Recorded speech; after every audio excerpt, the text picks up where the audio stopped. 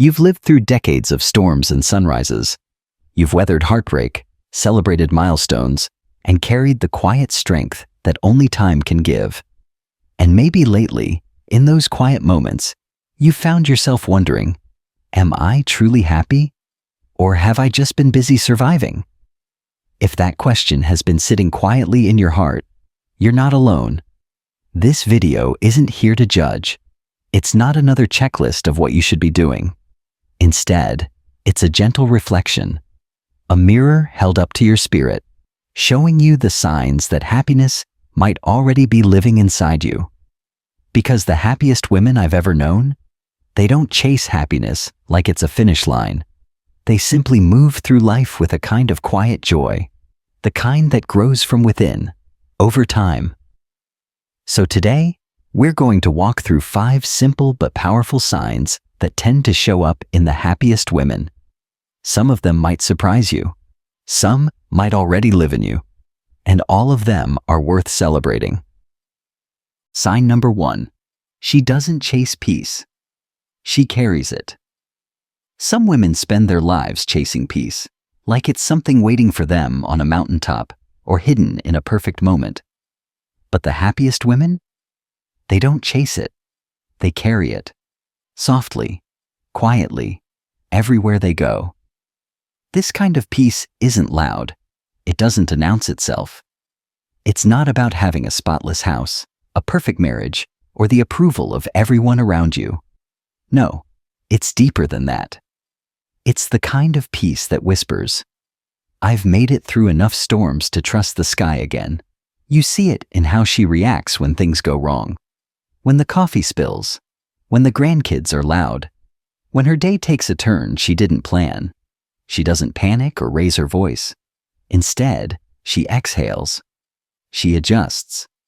She smiles. Not because everything is perfect, but because she's okay, even if everything else isn't. A woman once stood in a long line at the post office. People were sighing loudly, tapping their feet, complaining under their breath. But this woman, let's call her Miss Serenity, simply stood there, humming a tune. When her package was delayed, she smiled and said, "Well, maybe it needed a little more adventure." That's peace. It's not passiveness. It's not giving up.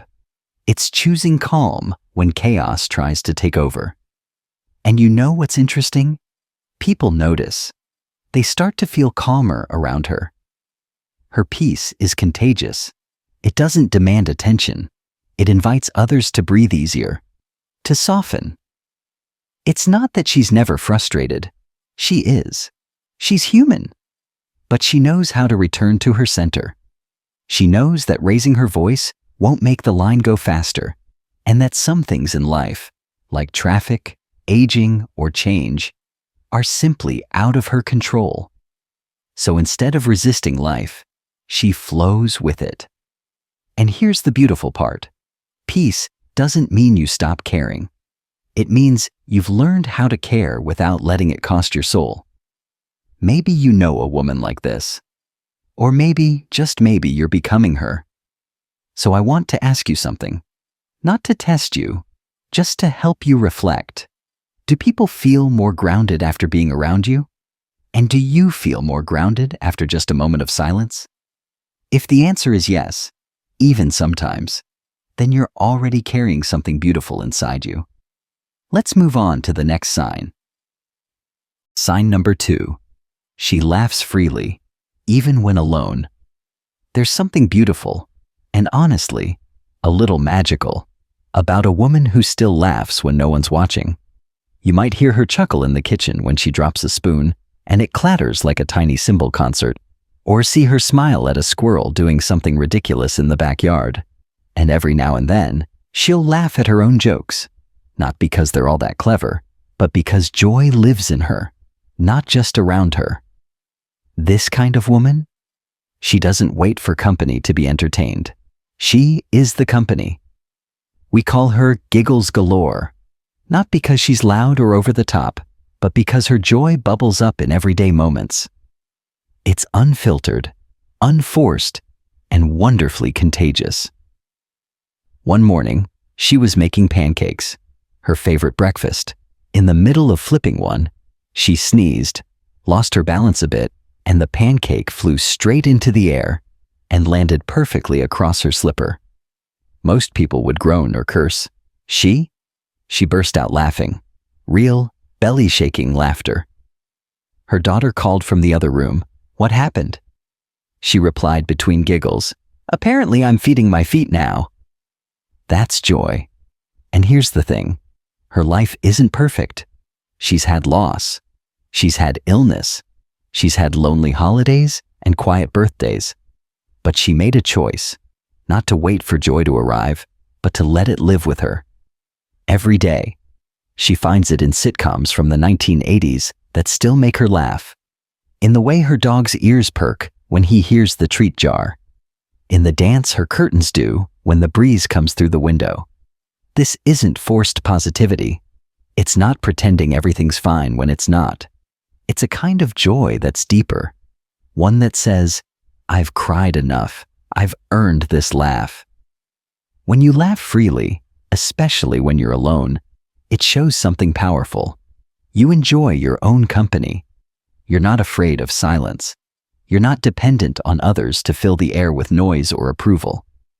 You've become someone who knows how to make yourself feel good, without a performance, without an audience. And guess what? That kind of happiness is unshakable, because it doesn't rely on anyone else showing up.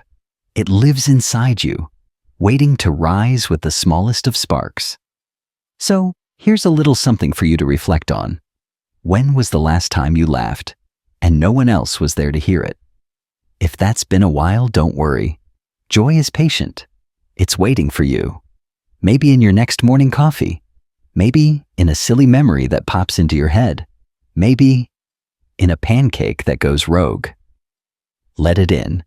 Because one of the clearest signs of a truly happy woman is not how often she laughs in public, but how freely she laughs when she thinks no one's listening. Let's keep going. Sign number 3. She feels whole without needing to be completed. Some women spend years, even decades, waiting for someone to make them feel whole. They believe the right partner, the right job, the right weight, or even the right praise will finally make them complete. But the happiest women? They've learned that they were never missing a piece in the first place. They've stopped looking for someone to finish their puzzle, because one day they realized they were already the picture.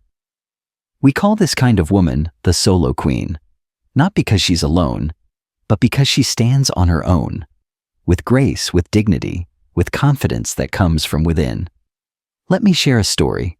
She spent most of her life caring for others, raising children, supporting a spouse, checking on aging parents, being the dependable one in every circle. Her time was never her own. Her space was always shared. And then, one day, she found herself alone. Not lonely. Just alone. And it scared her at first. That silence, that stillness. But as the days passed, something shifted. She didn't rush to fill the silence with noise. She didn't panic and fill her calendar just to feel useful. Instead, she made tea. She sat by the window. She picked up a book she hadn't touched in years. She began, for the first time in a long time, to listen to her own voice. She took herself out to lunch, ordered her favorite dish, didn't scroll on her phone, didn't pretend to be waiting for anyone. She just enjoyed the company of the woman sitting across from her, herself. That's not loneliness. That's wholeness. The solo queen doesn't need someone else to validate her worth. She knows her value is not tied to her relationship status, her social calendar, or the number of texts she receives in a day. She doesn't fear being alone in a room. In fact, she often finds clarity there. Peace, even joy. It's not that she doesn't appreciate connection. She does. But she also knows this. No one else can give her the kind of fulfillment she's already found within herself. And here's the secret that surprises people. The happier and more whole she becomes on her own, the richer her relationships become. Because she no longer needs anyone to complete her. She simply invites people to walk with her. She doesn't cling. She doesn't chase. She simply is, fully, gracefully, and confidently herself. So now, let me ask you something. If you had a whole weekend to yourself, no obligations, no visitors, no plans, how would you spend it to feel full, not just occupied? Would you read a book by the fire? Take yourself to the museum? Try a new recipe just because it brings you joy? Or maybe, do absolutely nothing and love every second of it? However you'd spend it, the question is simple. Can you enjoy your own company? Because the happiest women don't just survive solitude. They flourish in it. They make it sacred. They turn it into a sanctuary, not a sentence. And if you're already there, or even just moving toward it, that, my friend, is something truly beautiful. Let's keep going. Sign number 4.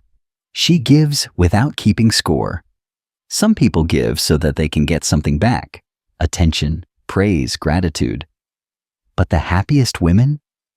They give because giving fills them. Their kindness doesn't come with a receipt. Their generosity doesn't have strings attached. They've learned that the joy of giving is in the act itself, not in the outcome. We call her the giving heart. She's the kind of woman who sends handwritten birthday cards, even to people who might forget hers. She bakes cookies not for applause, but because she knows someone nearby had a rough week. She offers help before being asked, not because she wants to be seen as a savior, but because she genuinely cares. Let me tell you a story. There was a woman who stopped at a coffee shop one rainy morning. She ordered her usual, black coffee, no sugar, and noticed a young man behind her, digging nervously through his pockets.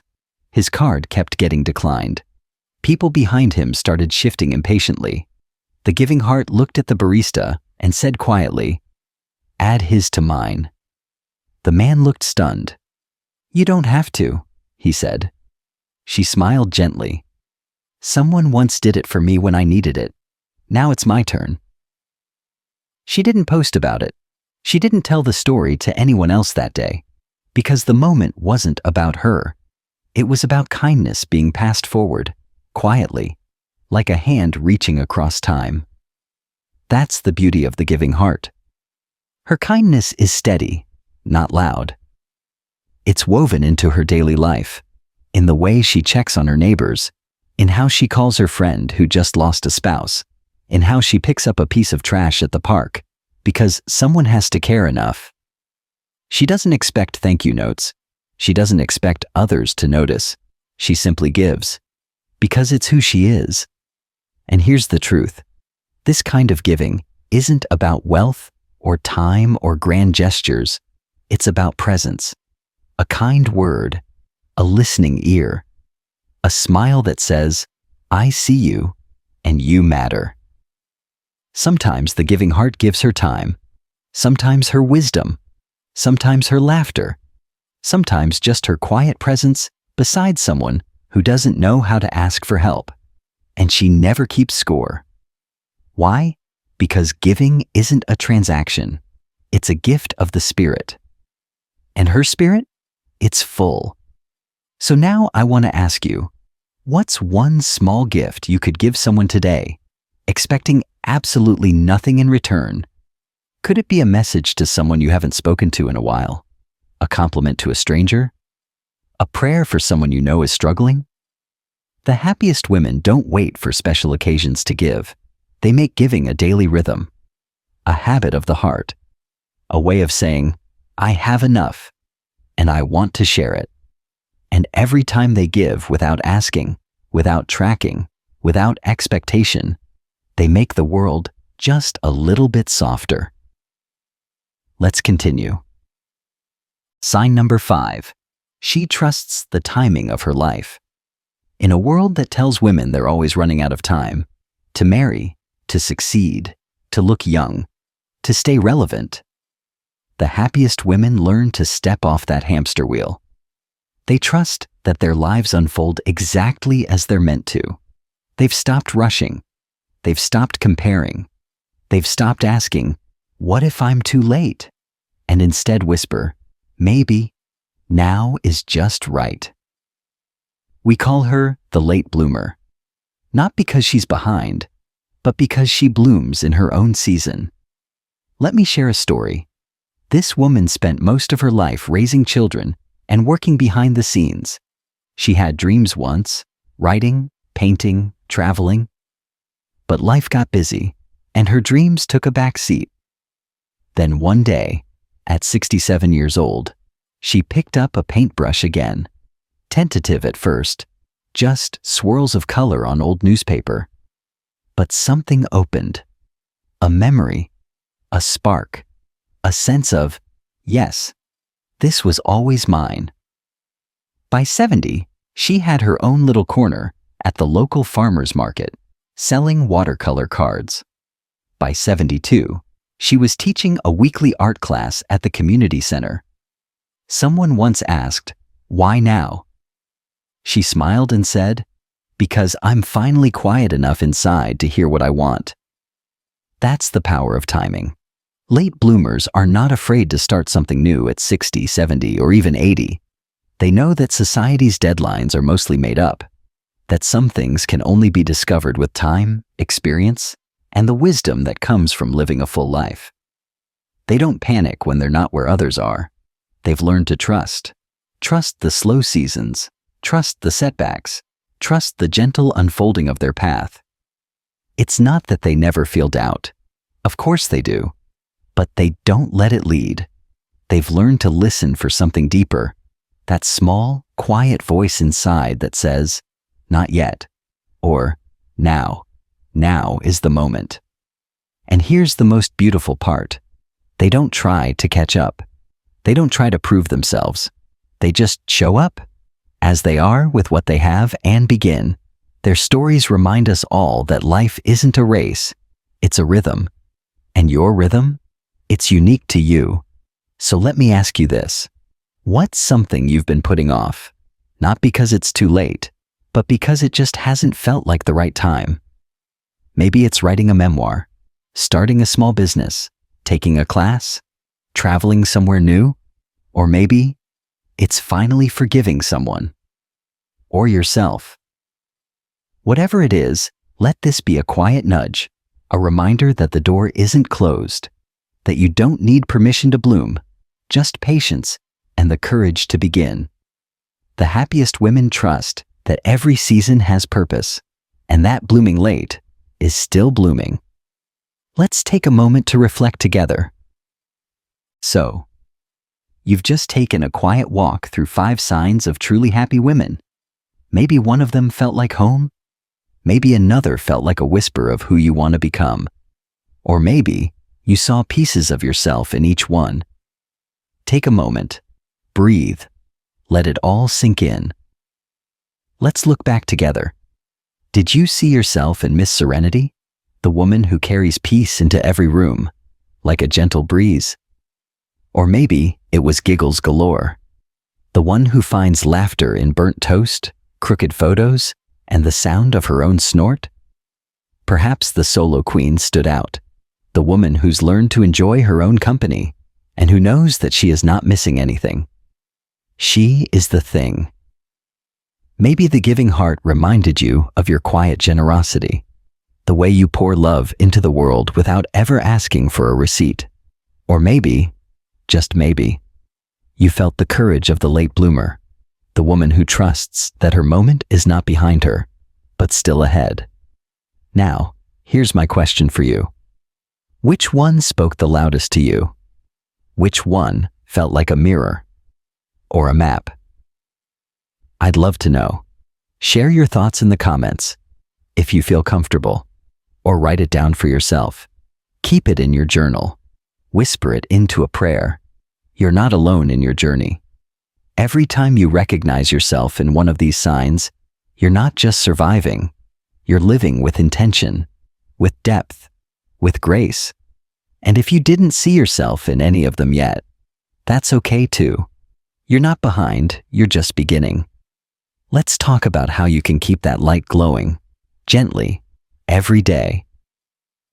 How to keep the light on. Growing your inner happiness. So maybe you saw yourself in one of the signs. Or maybe you saw the woman you hope to become. Either way, knowing is only the beginning. The question now becomes, how do you keep that quiet light glowing?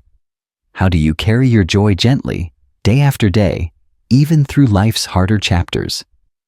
Happiness isn't a destination. It's a practice, a rhythm, a choice you keep making, especially when things aren't perfect.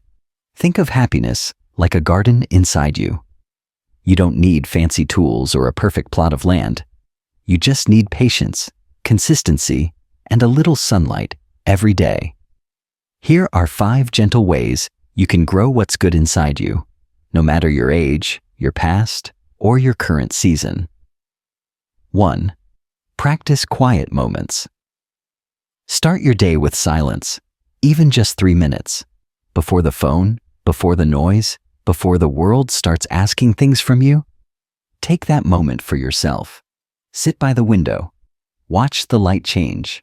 Breathe in and say to yourself, I'm here, I am enough. Today is a new beginning. It doesn't need to be spiritual or complicated. Just be present, be still, and let that stillness become your strength. 2.